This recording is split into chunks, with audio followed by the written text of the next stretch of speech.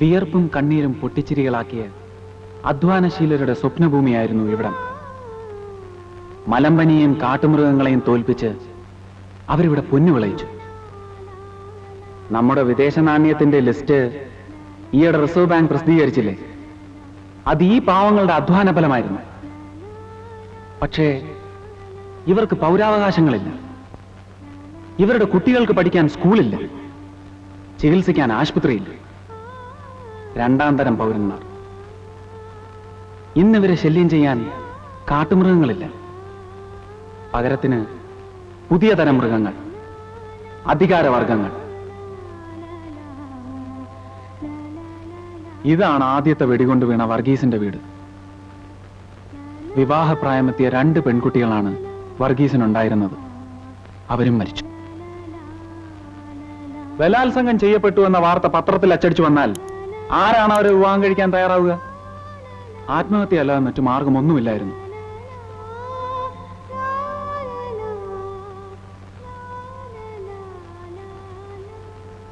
അവിടെ നിന്നാണ് DIG ആന്റണി വെടിവെക്കാൻ ഉത്തരവിട്ടത്. ഈ കുടലിനരികിൽ വെച്ചാണ് ഇൻസ്പെക്ടർ കൃഷ്ണകുമാറിനെ ഞാൻ കുത്തിയത്.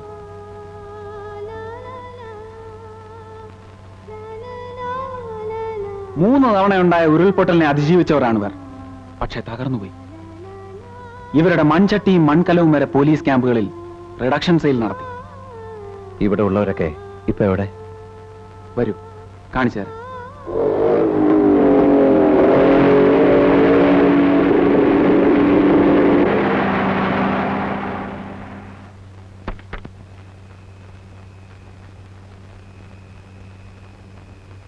അതാ, അത് കണ്ടോ?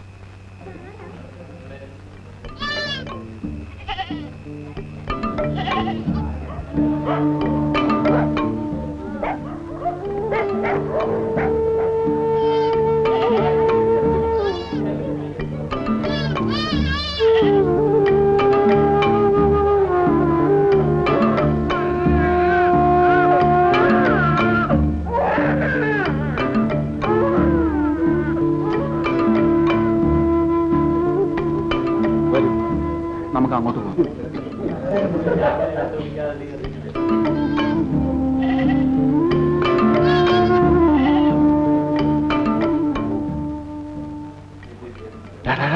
ഒന്ന് എഴുന്നേറ്റെ, അങ്ങോട്ട് നോക്ക്. ആഭ്യന്തരമന്ത്രി മഹേന്ദ്രവർമ്മ വന്നിരിക്കുന്നു. ആരും ഉപദ്രവിക്കരുത്. ഇവരാണ് എല്ലാത്തിനും കാരണം. ഇവരെ കൊല്ലണം. എങ്കിൽ ആദ്യം എന്നെ കൊല്ലേ. ഞാനാണ് മഹിയെ ഇവിടെ വിളിച്ചുകൊണ്ട് വന്നത്. നിങ്ങളുടെ എല്ലാ പ്രശ്നങ്ങൾക്കും പരിഹാരം ഉണ്ടാവും. മഹി ഇനി നമ്മുടെ ആളാണ്. മഹി ഇന്നിവിടെ വന്നത് എനിക്കും നിങ്ങൾക്കും മാത്രം അറിയാവുന്ന ഒരു രാഷ്ട്രീയ രഹസ്യമാണ്. ദയവ് ചെയ്ത് ആരും ഇത് പുറത്തു പറയരുത്. വരൂ.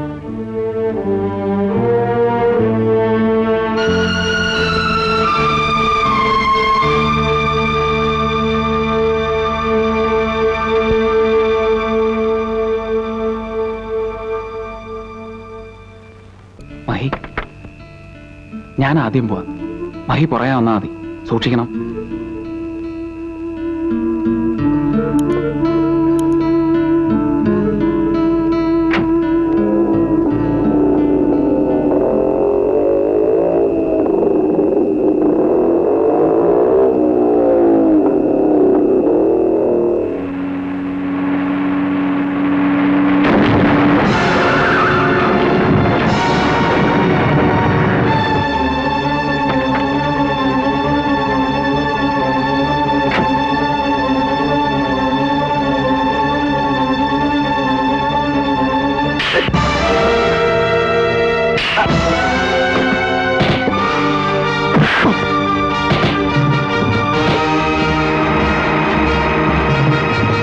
മഹിസാറല്ലേ വണ്ടി നിർത്തൂ.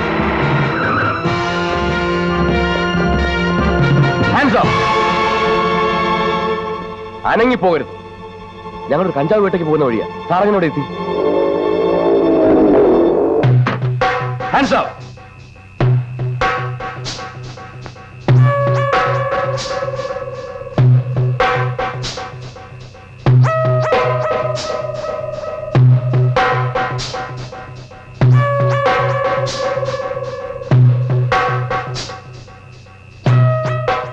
സാർ, എല്ലാം പിടികിട്ടാ പുള്ളികളാ. എല്ലാത്തിനും വണ്ടി കയറ്റ. നിൽക്കൂ.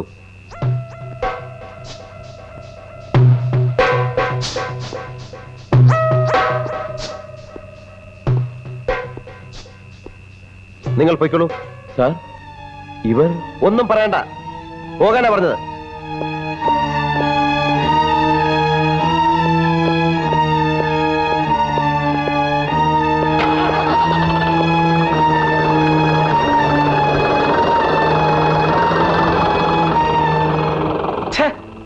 നിങ്ങൾ എന്താണായി കാണിച്ചത്?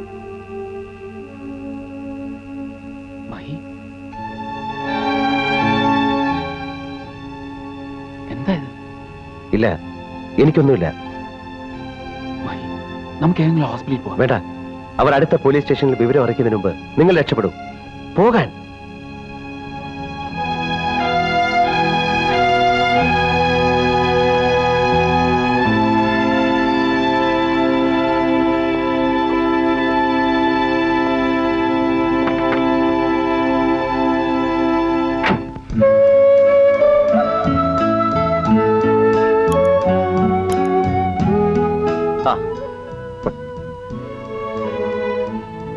എങ്ങനെയുണ്ട്? ഏയ് സാരമില്ല. ലക്ഷ്മി എങ്ങനെ അറിഞ്ഞു? ജയം വിളിച്ചു പറഞ്ഞു. കൊടുത്താ കൊല്ലത്തും കിട്ടുമെന്നല്ലേ പറയുന്നത്? ഇന്നലെ ലക്ഷ്മിക്ക് തന്നത് മുതലും പലിശയും ചേർത്ത് തിരിച്ചു കിട്ടി. ലക്ഷ്മി പോയിക്കോളൂ. വേണ്ട, ഞാനിനി പോകുന്നില്ല. ഗസ്റ്റ് റൂമിൽ കിടന്നോളാം. ശരി, ഗുഡ് നൈറ്റ്. Good night. ഏയ്, ഇത് കണക്ട് ചെയ്യണോ?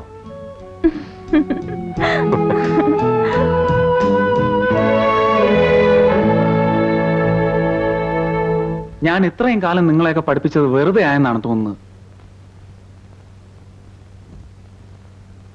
ഒരു മന്ത്രിയെ കല്ലെറിഞ്ഞു വന്നാൽ ഈ വ്യവസ്ഥിതി മാറുമോ? കിടപ്പാടം പോയവന് പട്ടയം കിട്ടുമോ? വെടികൊണ്ട് മരിച്ചവർ തിരിച്ചു വരുമോ? സ്ത്രീകളുടെ പോയ മാനം തിരിച്ചു കിട്ടുമോ? കിട്ടുമോന്ന് എങ്കിലറിഞ്ഞോ? കൊന്നോ? ഞാനും വരാം. ജയ, ഒരുമാതിരി മുട്ടാപ്പോക്ക് പറയാം. ഞങ്ങൾക്കറിയാം നിങ്ങൾ പഴയ ഫ്രണ്ട്സാണ്. ചെയ്യാവുന്നതെല്ലാം ചെയ്തിട്ട് അവസാനം ഇവിടെ വന്നൊന്ന് കരഞ്ഞു. നിങ്ങൾ അങ്ങ് ക്ഷമിക്കുകയും ചെയ്തു. നിങ്ങൾ ആരാ? യേശു ക്രിസ്തു. ജയ, നിങ്ങളുടെ അറിവ് എനിക്കില്ല. പക്ഷെ ഞാൻ ഒരു കാര്യം പറയാം. മഹിയും ജയനും പഴയ സുഹൃത്തുക്കളാണ്. ആ പേഴ്സണൽ റിലേഷൻസും പൊളിറ്റിക്സും തമ്മിൽ കൂട്ടിക്കുഴയ്ക്കരുത്. എനിക്കുള്ള റിലേഷൻസ് അവനും ഉള്ളത് കൊണ്ടാണ് നീയൊക്കെ രക്ഷപ്പെട്ടത്. സ്വയം രക്ഷപ്പെട്ടതല്ലല്ലോ, അവൻ രക്ഷിച്ചതല്ലേ. ഓ, ഇനിയിപ്പോ അവന്റെ കാരുണ്യത്തിലാ നമ്മുടെയൊക്കെ ജീവിതം. കള്ളനെ കാവലേൽപ്പിച്ചതുപോലെയായി. ജയ, ഇന്നല്ലെങ്കിൽ നാളെ ഈ തെറ്റിന് നമ്മളൊക്കെ ശിക്ഷ അനുഭവിക്കും. ഉറപ്പ്, ഉറപ്പാണ്. വടാ.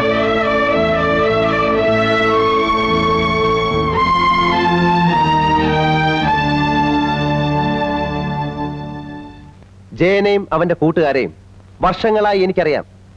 എന്നെ എറിഞ്ഞത് അവരല്ല, അത് മറ്റാരോ ആണ്. ഞാനാണെന്ന് വിചാരിച്ചെറിഞ്ഞതുമല്ല. ഇല്ല സർ, സാറിന് തെറ്റുപറ്റിയതാണ്. അത് ജയൻ തന്നെയാ, എനിക്ക് ഉറപ്പാ. സുകുമാരക്കുറുപ്പാണെന്ന് കരുതി താൻ എത്ര പേരെ അറസ്റ്റ് ചെയ്തിട്ടുണ്ട്? 4. കേട്ടോ?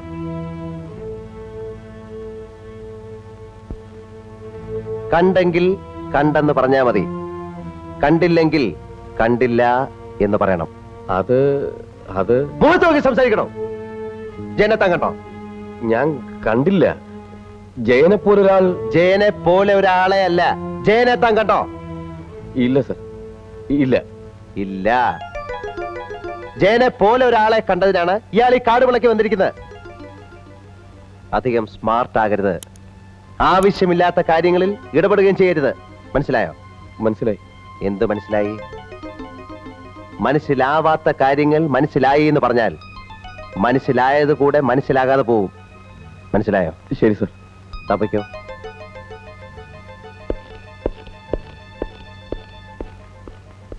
നിങ്ങളല്ലാതെ വല്ലവരും ഇയാളൊക്കെ പറയുന്നതായിട്ട് വിശ്വസിക്കൂ? സാർ, നിങ്ങൾക്കിതൊരു തോട്ടത്തിന്റെ മാത്രം പ്രശ്നമാണ്.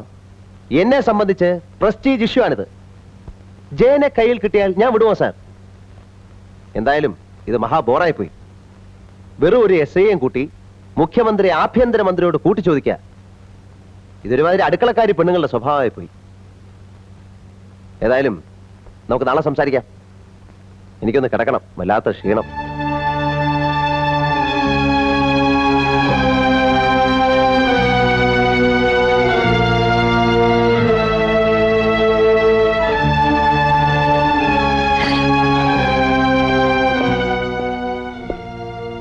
ഇവരെ ഒതുക്കേണ്ട സമയമായി. നാളെ തന്നെ നമ്മുടെ മന്ത്രിമാരുടെ യോഗം വിളിച്ചു കൂട്ടണം. പാർട്ടി പ്രസിഡന്റ് എന്ന നിലയിൽ വളരെ പ്രധാനപ്പെട്ട ചില രാഷ്ട്രീയ തന്ത്രങ്ങൾ ആലോചിച്ചുറപ്പിക്കുന്നതിനു വേണ്ടിയാണ് ഞാൻ ഇന്ന് ഈ സമ്മേളനം വിളിച്ചു കൂട്ടിയത്. തുറന്ന മനസ്സോടെ എല്ലാവരും സഹകരിക്കണമെന്ന് ഞാൻ അഭ്യർത്ഥിക്കുന്നു. ആദ്യമായി CM സംസാരിക്കും. ആദർശാധിഷ്ഠിതമായ ഒരു ഭരണ സമ്പ്രദായമാണ് ഈ മന്ത്രിസഭ ഇതുവരെ തുടർന്നു പോകുന്നത്. ഭാവിയിലും അതങ്ങനെ തന്നെ ആയിരിക്കുകയും ചെയ്യും. എന്നാൽ കാലങ്ങൾ കഴിയും തോറും നമ്മുടെ പാർട്ടിക്ക് ജനങ്ങളുടെ ഇടയിലുള്ള അടിവേരുകൾ നഷ്ടപ്പെട്ടു വരികയാണെന്നുള്ളത് ഒരു ദുഃഖസത്യമാണ്. പ്രതിപക്ഷ പാർട്ടികളിൽ ഉള്ളതിനേക്കാൾ കഴിവും വിദ്യാഭ്യാസവും പ്രവർത്തന പരിചയവുമുള്ള നേതാക്കന്മാർ നമ്മുടെ പാർട്ടിയിലാണുള്ളത്.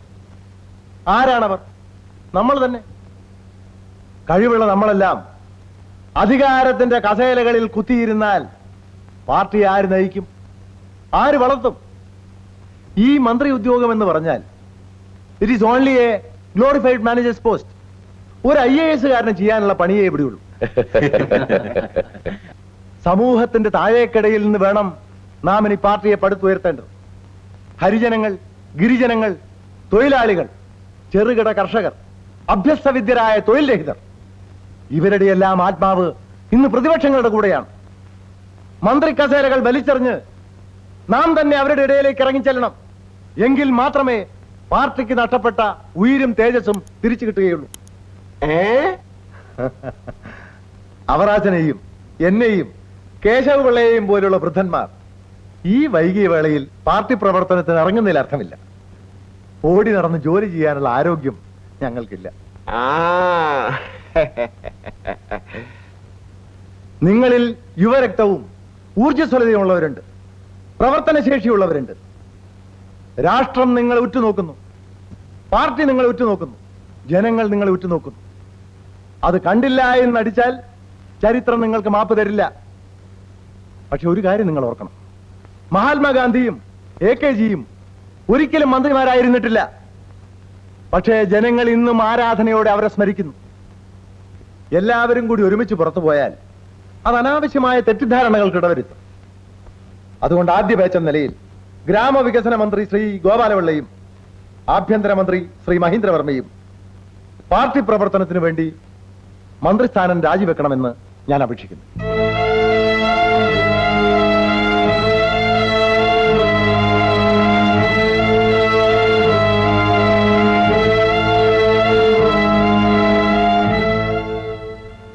പാർട്ടിക്ക് വേണ്ടി മന്ത്രിസ്ഥാനം രാജിവെക്കാൻ ഞാൻ തയ്യാർ.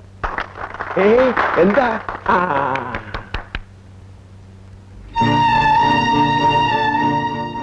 പാർട്ടി പ്രവർത്തനം നടത്താനുള്ള രാഷ്ട്രീയ പാരമ്പര്യം എനിക്കില്ല. തൽക്കാലം മന്ത്രിസ്ഥാനം രാജിവെക്കാൻ ഞാൻ ഉദ്ദേശിക്കുന്നുമില്ല. അത് നിങ്ങൾ മാത്രം തീരുമാനിച്ചാൽ പോരാ. ഹൈക്കമാൻഡിന്റെ ഉത്തരവാണ്. രാജിവെച്ചേ തീരൂ. ഏത് ഹൈക്കമാൻഡാ സാറേ?